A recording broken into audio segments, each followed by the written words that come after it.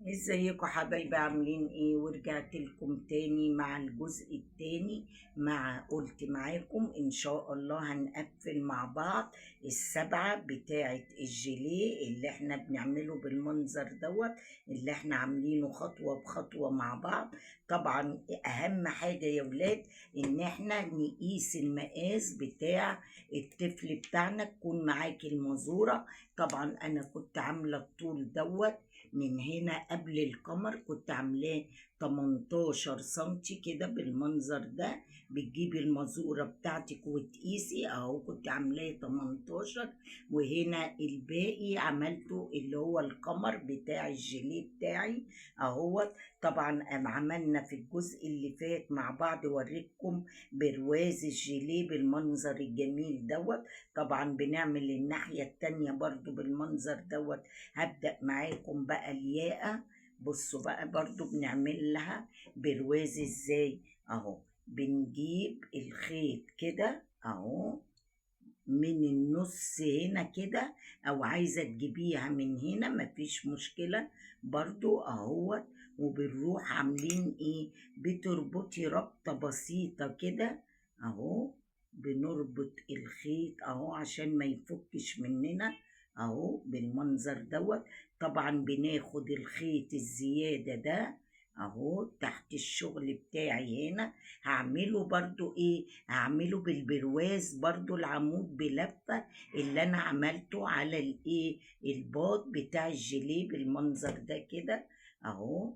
برضو باخد بسن الابرة اطلع 2 سلسلة اهو في نفس اللي انا طلعت منها.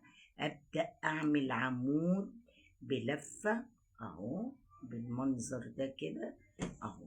اعمل هنا بقى اتني ماشية حوالين الياقة السبعة اهو. برضو في فتحات كده اهي كبيرة. بصوا من هنا كده نخلي فيها اتنينات، يعني 2 عمود بلفة برضو عشان ايه؟ تبقى ايه؟ ما تبينش قوي اهو. لان بتبقى كبيرة كده شوية فبنملاها بالعواميد اهو. شايفين ماشيين بقى ايه؟ خطوة بخطوة. انا ممكن كنت قفلته معاكم بغرزة الحشو، بس انا كده برضو هقفله بغرزة العمود اهو بالطريقة دي زي ما احنا ماشيين اهو. شايفين اهو. بصوا اهو السبعات عندنا باينة اهيت اهو. بصوا مديكم منظر حلو قوي. هنا عاملة زي ايه؟ غرزة برضو للبرواز اكنها غرزة كده اهي. اهي بنملى عواميد بلفة. لما نخلصه هنشوف المنظر البرواز الجميل للجيليه.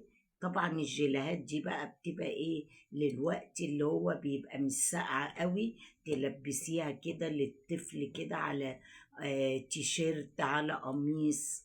يعني الاتنين بيبقوا شكلهم جميل جدا. والجيليهات دي من اكتر حاجة بتديكي منظر للاطفال جميلة.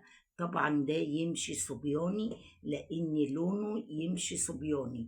عايزة تعملي بقى اللون البناتي نعمله بينك، نعمله اصفر، نعمله احمر. طبعا وكل الالوانات دلوقتي بقت للاولادي والبناتي. ما عادش فيه ايه الالوان ايه ده دلوقتي بيلبسوا الاورنج بيدي منظر جميل قوي برضو للاطفال. الاحمر لان الايه اهو. بصوا شايفين انا ماشيه معاكم خطوه بخطوه اهو. طبعا داير ما يدور، داير ما يدور بنعمل البرواز بتاع الجيليه. مش نعمل بقى حته ونسيب اللي حوالين الرقبه، لا داير ما يدور اهو. داير ما يدور بشتغل كل الياقة بتاعت ايه؟ الجيليه معانا اهو. شايفين اهو. طبعا بناخد زي ما انت ماشية اهو اهو بالمنظر ده كده اهو. داير ما يدور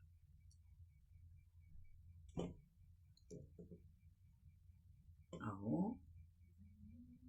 اهو شايفين ماشيين خطوة بخطوة مع بعضينا اهو. بصوا اهو، هنا اتنينات لان فيها الفتحة كبيرة شوية بتاعة الجيليه، فبنقفله فتح بالايه، بالعمود كده بالمنظر ده اهو. اهو زي ما انا ماشية الناحية التانية برضو، هو زي ايه حلزونة بقى، ما بتعمليش اي حاجة، تقعدي ايه كله حوالين بعضيه، مش تقفي بقى مادام جيتي للتانية، لا امشي حلزوني كده بالطريقة ديت اهو. اهو اتنينات عواميد، اتنينات عواميد اهو، لان الفتحة كبيرة شوية فبداري ايه الفتحات بالعمود بتاعي ابو لفة اهو. هنا اتنين برضو اهو، لما تلاقيها صغيرة تعملي فيها واحدة، انما ده كله اهو بعمل فيه اتنينات اهو داير ما يدور. قربنا لايه، لقفلان السبعة بتاعتنا اهو، بتعدلي الشغل بتاعك اهو. اهو بصوا اهو.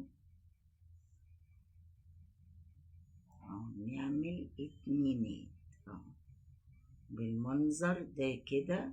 هنا في فتحة صغيرة خلاص اعمل عمود واحد، تلاقيها فتحة كبيرة تعملي ايه اتنين عمود.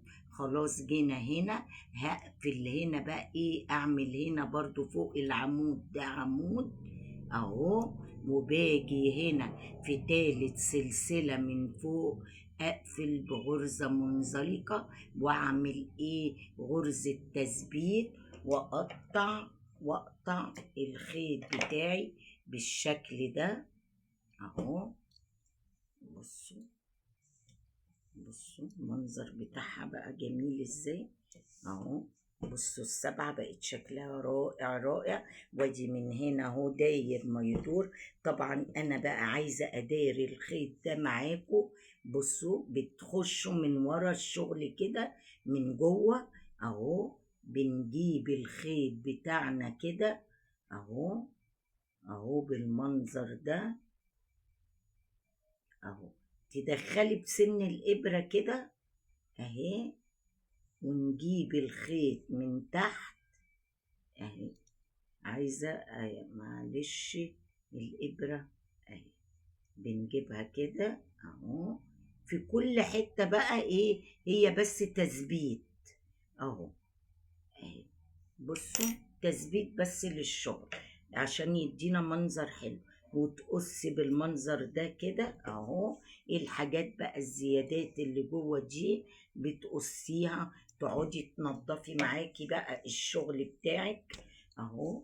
بصوا عايزه اوريكم السبعه، بصوا بقت شكلها جميل ازاي. وادي اهو اللي احنا عملناه، الباط اللي احنا عملناه القط الاولاني اهو. طبعا هعمل برضو بنفس المنظر برضو تاني عمود في الكم ده، ويبقى الجيليه خلص بالجمال دوت. طبعا اجيب له البادج بتاعنا اللي هو الهاند ميد، ممكن بتجيبي مسدس الشمع وتلزقيه هنا خلاص بالجمال دوت. ايه رأيكم؟ قولولي تعليقاتكم، ايه رأيكم في العمود الطويل؟ طبعا فرق ما بين العمود بلفة والعمود الطويل بالشكل الجميل ده. شكرا ليكم، ومع فيديو جديد ان شاء الله. عايزة تعليقاتكم الحلوة اللي انا على اساسها بعمل كل جديد. شكرا ليكم، والسلام عليكم ورحمة الله وبركاته.